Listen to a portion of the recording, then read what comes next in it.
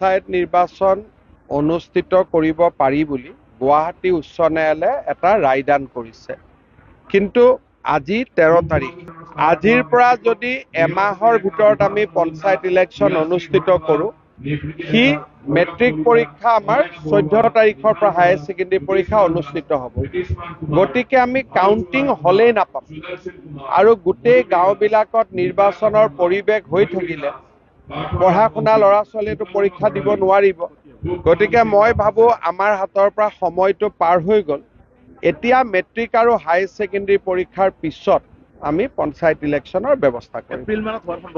মই ভাবো যে বিহুৰ আগে পিছে আমি পাতিব লাগিব, কাৰণ বৰ্তমান সময়ত ইলেকশ্যন পাতাৰ পৰিৱেশটো নাথাকিব।